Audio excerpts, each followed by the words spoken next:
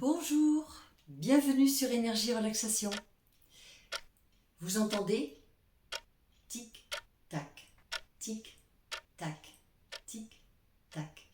Et oui, aujourd'hui on va parler d'horloge. On va parler de temps, de notre horloge interne. On va parler de la chronobiologie en médecine traditionnelle chinoise. La chronobiologie, qu'est-ce que c'est? Tout simplement, ce sont vos cycles d'horloge interne qui correspondent à vos organes, à votre fonctionnement métabolique. Ce rythme, cette alternance des cycles est très bien expliqué d'ailleurs dans le symbole du yin et du yang. L'alternance du jour, de la nuit, de l'activité, du repos. On peut aussi trouver l'appellation de rythme circadien, c'est-à-dire des rythmes d'horloge interne du corps qui s'adaptent aux divers moments de la journée et à nos activités. Une synchronisation interne et externe. Notre horloge interne n'est pas forcément adaptée à notre horloge de vie quotidienne. C'est pour ça qu'il faut essayer de s'en rapprocher le plus possible pour être en phase avec soi-même, pour être en phase avec son fonctionnement naturel, avec son corps. Comment fonctionne cette horloge interne concrètement? L'énergie des organes va s'alterner au fil des 24 heures. Toutes les 2 heures, on change d'organe. Chaque horaire correspondra à un organe, à un méridien, à une énergie, à une fonction qui se suivent, et puis ce cycle va recommencer tous les jours de la même façon. Il y a des périodes de jour, des périodes de nuit. En fonction de cette horloge, repérez les moments dans votre journée où vous avez une manifestation, un symptôme, quelque chose qui se passe d'inhabituel. Par exemple, si vous avez des réveils nocturnes entre 3h et 4h du matin, eh bien vous allez regarder à quel organe ça correspond et peut-être que ça va être un indicateur pour vous dire que cet organe a une petite faiblesse, que là, il y a une gêne, une douleur, un blocage ou une émotion retenue qui se libère à ce moment-là de la journée, qui va vous réveiller pendant la nuit par exemple. Donc ça va être pour un réveil nocturne, mais ça peut tout aussi bien être une envie de dormir, une grande fatigue soudaine dans la journée, dans une certaine tranche horaire, par exemple, je ne sais pas, je veux dire à 16h. À 16h, tout à coup, vous dites, je comprends pas, je suis très fatiguée, d'un coup là, plouf, je me sens épuisée, j'ai besoin d'aller dormir, d'aller me poser 5 minutes, de faire une micro-sieste. Eh bien, ça peut être un indicateur comme quoi l'organe correspondant à 16 heures a une difficulté à assurer sa fonction et donc il demande à votre corps de se mettre en repos, de se mettre en veille, en stand-by pour pouvoir se réparer. Donc je vous invite à regarder ce petit tableau pour qu'on puisse voir ensemble à quoi correspondent les organes et les horaires. Commençons par le temps du foie, de 1h à 3h du matin. Pendant ce temps, le corps devrait être endormi, car il se régénère et nettoie les toxines du sang. Si vous vous réveillez pendant cette période, il se peut que vous ayez un problème au niveau du foie. De 3h à 5h du matin, c'est le temps du poumon. C'est l'heure où les poumons se régénèrent. Si vous vous réveillez à ce moment-là, il vous est recommandé de vous relaxer et de faire quelques exercices de respiration pour réguler l'énergie des poumons. De 5h à 7h du matin, c'est l'heure du gros intestin, un moment idéal pour aller à la selle et vidanger son intestin. De 7h à 9h, c'est l'heure de l'estomac, qui va stimuler la faim pour être prêt à digérer le petit déjeuner. C'est là qu'il faut prendre toutes les nourritures de la journée pour assurer le bon fonctionnement du corps. De 9h à 11h, le pancréas et la rate. Ils vont digérer les aliments et libérer toute l'énergie pour pouvoir travailler, faire de l'exercice ou se muscler. De 11h à 13h, c'est l'énergie du cœur. Il va pomper votre énergie, c'est le moment de vous nourrir pour le déjeuner de midi et il est conseillé aussi de sociabiliser, d'avoir des relations, de la communication pour épanouir son cœur. De 13h à 15h, c'est l'heure de l'intestin grêle. Les aliments sont digérés, vous pouvez maintenant vaquer à vos occupations, votre travail, votre organisation et faire de l'exercice. De 15h à 17h, c'est l'heure de la vessie. Il est bon d'évacuer tous les déchets liquides de votre corps. On va donc éviter la rétention d'urine au moment de ce créneau. De 17h à 19h, c'est l'heure des reins. Ce créneau est le moment où les reins vont filtrer toutes les eaux de votre corps. Vous pouvez, à ce moment-là, dîner, activer votre circulation en faisant une petite promenade ou en vous massant, en vous étirant. De 19h à 21h, c'est l'heure du péricarde, c'est-à-dire l'enveloppe autour du cœur. Vous êtes prêt à sociabiliser de nouveau autour d'un bon repas ou faire la fête entre amis pour des échanges et de la communication cordiale. De 21h à 23h, le triple réchauffeur entre en action pour se préparer au sommeil et un retour au calme. Enfin, de 23h à 1h du matin, la vésicule biliaire est en action. C'est le moment de récupérer, le corps va se dormir et se régénérer. Vous savez qu'en médecine traditionnelle chinoise, on parle aussi de psychologie chinoise, c'est-à-dire d'associer des émotions, des ressentis aux organes, car nous ne sommes pas qu'un fonctionnement physique, nous sommes aussi un fonctionnement émotionnel. Et ce n'est pas séparé, les deux marchent ensemble. Quand un organe est fatigué, il va avoir des symptômes concrets, des douleurs, des spasmes, ça peut être des crampes par exemple, mais il peut y avoir aussi une libération d'une émotion. Ça peut être un sentiment de tristesse tout à coup qui monte, ça peut être une énorme colère qui se libère d'un seul coup, à un moment bien précis, à une heure bien précise de la journée, et vous vous dites mais je ne comprends pas pourquoi je me suis autant mise en colère à cette heure-là. Eh bien, c'est peut-être justement parce que ça correspondait à la biologie chronologique de votre corps, qui, à cet instant précis, avait besoin de libérer un blocage, une stagnation d'énergie, et pour l'expulser, eh bien, il l'a manifesté soit par une tension, soit par une douleur vive, soit par la libération d'une émotion vive.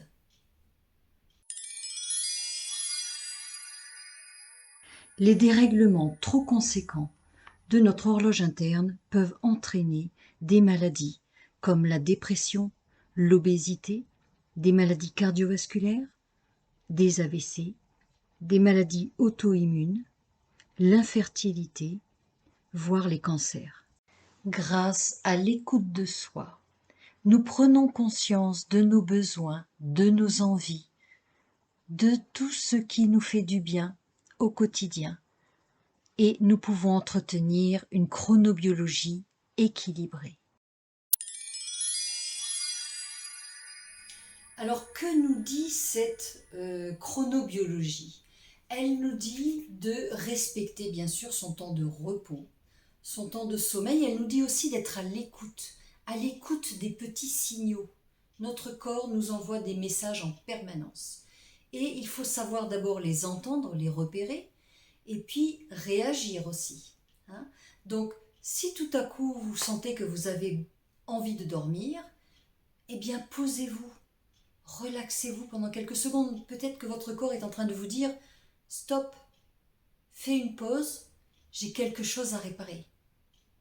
De la même manière, il est important par exemple de ne pas trop surcharger son estomac avant d'aller se coucher le soir. Parce que la nuit va servir à régénérer, va servir à éliminer, à épurer le sang, épurer les organes, épurer les toxines. Donc, si vous surchargez trop vos organes le soir, eh bien, ces fonctions ne pourront pas se faire correctement. Votre corps va se sentir débordé, et qu'est-ce qu'il va faire? Eh bien, d'abord, vous allez mal dormir, et puis surtout, vous allez avoir des réveils intempestifs pendant la nuit, à des horaires différents. Vous allez vous tourner, vous allez virer, vous allez peut-être vous lever, vous aurez soif, après vous aurez envie d'aller aux toilettes, après vous allez peut-être être écœuré, vous allez vous coucher, vous allez avoir mal au dos. Pourquoi? Parce que votre corps, par exemple, n'arrive pas à nettoyer ses reins correctement. Donc vous pourrez avoir des douleurs lombaires, par exemple, en étant allongé dans votre lit. Donc ce sont tous ces petits signaux que vous envoie votre corps qui vont vous dire en fait là où vous en êtes exactement. À vous de savoir les repérer, les écouter pour pouvoir améliorer et les éliminer. Respecter quand j'ai besoin de manger et surtout respecter des horaires réguliers, fixes. Ne pas avoir un rythme complètement désordonné parce que le corps ne saura plus quand il doit manger, quand il doit dormir, quand il doit se reposer. Ça va être anarchique. Et du coup, votre métabolisme va aussi être anarchique. Les organes ne vont plus rien comprendre, les échanges ne vont plus être fluides, les liquides ne vont pas s'éliminer au bon moment, vous pourrez avoir des retenues au niveau des intestins. Par exemple, je pense à certaines choses comme des personnes qui s'empêchent d'aller aux toilettes quand elles sont à l'extérieur, par exemple. Des enfants qui s'empêchent, qui se retiennent d'aller aux toilettes quand ils sont à l'école. C'est quelque chose qui arrive très souvent. Le corps va s'adapter, bien sûr, puisque le corps est capable de s'adapter. Qu'est-ce qu'il va faire? Il va retenir. Mais il va retenir, est-ce que plus tard, quand vous allez vous dire, bon ben voilà, c'est bon, je suis rentré à la maison, je peux aller aux toilettes, et bien à ce moment-là, comme votre rythme, votre cycle aura été contrarié, et bien le corps à ce moment-là dira, oui, toi, tu es disponible pour aller aux toilettes, mais moi, je ne le suis plus, parce que l'énergie est passée dans l'organe d'après. Donc, tout va être perturbé, décalé. Si ça arrive une fois de temps en temps, bon, c'est pas dramatique en soi. Mais si c'est répétitif, ça peut devenir problématique. Je pense par exemple aussi aux gens qui travaillent de nuit, qui ont des rythmes décalés. En plus, avec des jours de récupération, ça veut dire que par exemple pendant 4 jours, ils vont travailler toute la nuit. Donc, ils vont peut-être dormir à une heure qui n'est pas adaptée, manger à une heure qui n'est pas adaptée, bouger à une heure tardive alors que le corps a besoin justement de se reposer à ce moment-là. Si c'est quelque chose qui est mis en place de façon régulière, eh bien le corps va se caler sur ce rythme en essayant de trouver une régularité pour trouver son rythme de croisière, si j'ose dire. Le problème, c'est quand ce rythme est chamboulé tous les 2 jours, tous les 3 jours. Donc le corps commence à s'adapter à une nouvelle horloge, qui n'est pas son horloge interne, mais il essaye de s'adapter à l'horloge externe, l'horloge de la vie quotidienne. Mais au bout de 3 jours, de nouveau en récupération, vous revenez sur l'horloge interne, et là finalement, tout devient anarchique. Quand on est jeune, ce genre de phénomène peut passer, voilà, pas inaperçu, mais bon, peut se concevoir, peut s'accepter pendant quelques temps, mais au fil des années, ça peut vraiment devenir quelque chose de problématique pour la santé, pour votre santé. C'est vraiment important de respecter ça, de respecter votre horloge interne. Alors oui, tout n'est pas parfait dans la vie quotidienne, on passe notre temps à s'adapter. Regardez quand vous avez votre rythme journalier qui est bien en place, tout à coup vous partez en vacances, eh bien rien que le transport va dérégler peut-être votre digestion, Peut-être que vous n'allez pas aller à la selle pendant 2-3 jours, suivant un long voyage. Quand on se nourrit en vacances, on ne va pas avoir les mêmes aliments, on ne va pas avoir le même rythme de vie, on est plus à l'écoute justement de ces rythmes internes. Donc c'est là qu'on est au plus proche. Et ensuite, quand on rentre de vacances, on est souvent obligé de changer de rythme pour se réadapter euh, à, au cycle de la société que nous impose le travail, l'école, les études. Voilà, donc vous voyez bien qu'il y a toujours une différence entre ce qui vous anime intérieurement et puis les besoins extérieurs auxquels vous êtes obligé de vous adapter pour pouvoir fonctionner avec le reste du monde, avec voilà ce que la société nous impose finalement. On peut tout à fait voir aussi ce genre de dérèglement, entre guillemets, de notre chronobiologie quand on a un décalage horaire. Là, c'est flagrant, l'environnement a changé, le temps a changé, donc on ne sait plus à quelle heure on doit manger, à quelle heure on doit dormir. On est obligé de trouver un nouveau rythme, voire d'inverser complètement son fonctionnement interne. Il y a toujours un temps d'adaptation, voilà, pour que les organes retrouvent une régularité, retrouvent un cycle de croisière. Et ensuite, ça repart. Mais nous sommes aussi adaptation, adaptabilité. Le corps a une intelligence phénoménale. Mais il ne faut pas non plus quand même trop le solliciter parce que ça peut potentiellement pomper son énergie de s'adapter en permanence. On s'adapte, oui, mais tout le temps, on tombe dans l'excès. Et comme je vous ai toujours expliqué en médecine traditionnelle chinoise, l'excès est à la base des maladies et des blocages. Donc, on n'essaye pas de forcer son corps à suivre un rythme qui n'est pas fait pour lui, qui ne lui convient pas et qui le met potentiellement en danger, en souffrance. C'est d'ailleurs valable aussi quand je parle de souffrance, de forcer son corps à jeûner, par exemple, à sauter des repas pour avoir la ligne.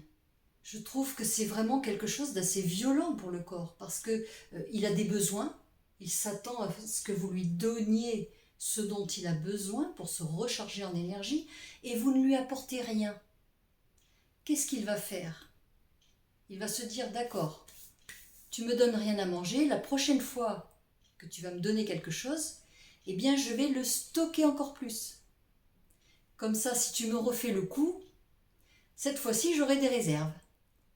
Donc finalement, c'est lui qui aura gagné, puisque vous avez essayé de dominer son cycle, son rythme, en lui mettant une contrainte pour votre plaisir personnel, pour vos envies personnelles, mais comme il ne fonctionne pas comme ça, eh bien, lui, il va contrer ça en renversant la tendance. Donc au lieu de maigrir finalement, il va emmagasiner encore plus. C'est le fameux effet yo-yo qui fait que si je perds du poids trop vite parce que je ne mange presque plus rien, eh bien derrière, le corps va grossir en flèche parce que la moindre chose qu'on va lui apporter va lui profiter puissance 10. J'aimerais faire une petite parenthèse aussi par rapport à cette chronobiologie. Bon, il y a les organes, bien sûr, tout ce qui est au niveau digestif, mais pour revenir au niveau du sommeil, c'est par rapport aux enfants. J'ai souvent entendu des personnes dire non, mais moi je ne lui fais pas faire la sieste à mon petit parce que comme ça il dormira mieux le soir. C'est faux. Si un enfant a besoin de dormir l'après-midi, c'est parce que cette sieste de l'après-midi est nécessaire, même indispensable, vitale pour son corps, pour se régénérer, pour fixer ses apprentissages, fixer ses besoins, fixer sa croissance. Et si vous faites sauter une sieste en disant il dormira mieux ce soir, eh bien non, le soir, finalement il sera encore plus énervé, il aura encore plus de mal à trouver son sommeil, parce que justement le cycle aura été coupé. Le besoin n'aura pas été entendu. Et donc le corps ensuite va être en résistance jusqu'au soir, jusqu'à arriver à un point où il va être dans une tension extrême, tellement tendu, tellement surexcité qu'il n'arrivera pas à trouver le sommeil. Donc finalement, il vaut mieux, alors bien sûr, ne pas faire une trop longue sieste. Si on le fait dormir pendant 8 heures d'affilée, c'est sûr qu'il ne va pas dormir le soir. Mais il vaut mieux respecter un temps de sieste de 1 heure, 2 heures, 3 heures, ça dépend des enfants. Et ensuite, vous verrez que l'apaisement du soir sera beaucoup plus facile et fluide pour trouver son sommeil. Et beaucoup plus récupérateur. Que nous dit encore cette horloge interne? Même si on vit avec d'autres personnes, on n'a pas tous envie de manger à la même heure. On n'a pas tous le même appétit, on n'a pas tous les mêmes besoins. Donc, même si on essaye de vivre en communauté, en partageant des repas, eh bien, il faut quand même essayer de se respecter soi. Ce n'est pas forcément un caprice si un enfant ou une personne refuse de manger tel type d'aliment. C'est peut-être que cet aliment-là vraiment n'apporte rien à son organisme. Et c'est pour ça qu'il le repousse en fait.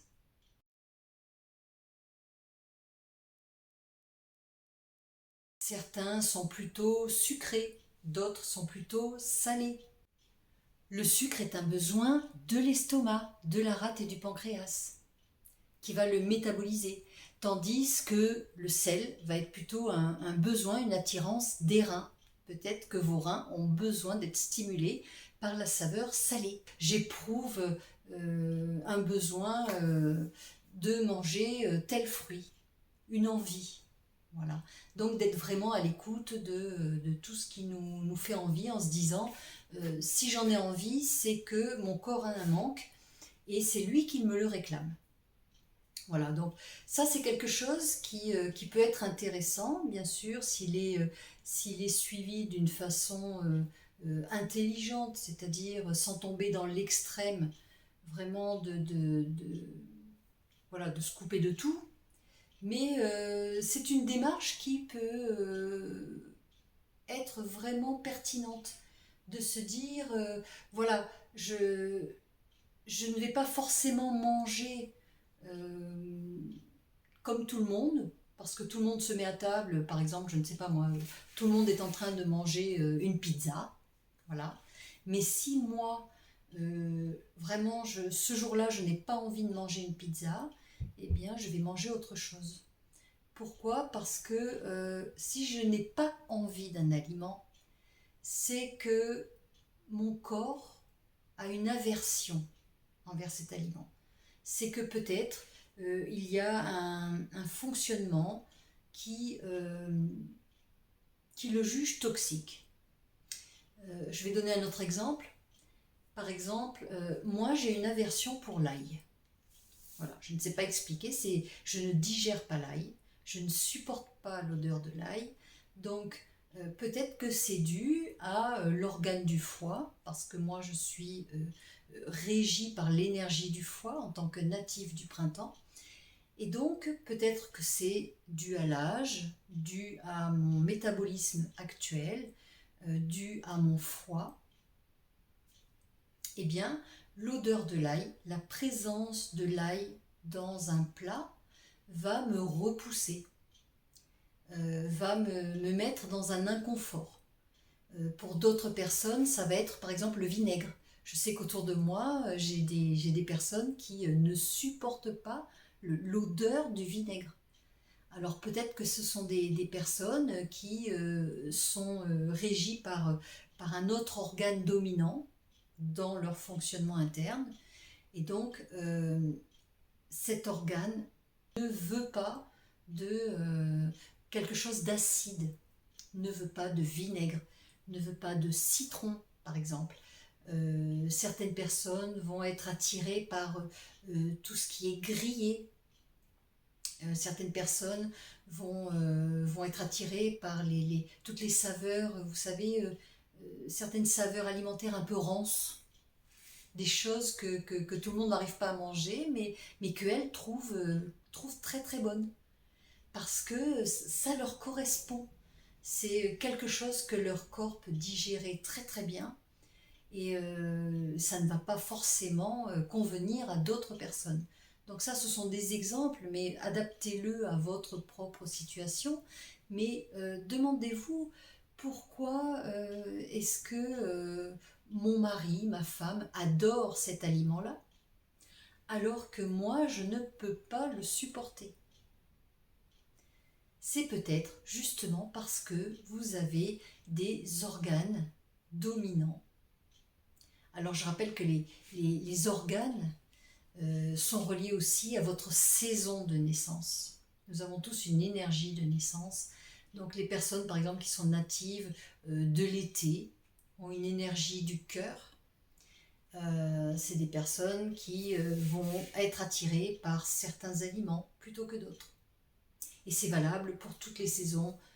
Donc j'en profite pour vous transmettre aussi un tableau avec toutes les correspondances des organes, des saveurs associées, voilà, les émotions, les couleurs, l'énergie, les saisons, voilà.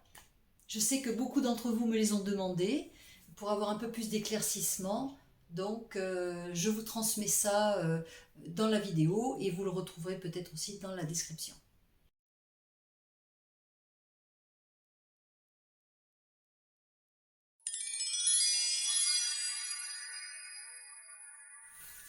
Voilà, donc en conclusion, je vous dirais d'essayer de garder précieusement cette horloge que je vous fournis d'ailleurs dans la description, si vous voulez la télécharger et puis vous l'imprimer.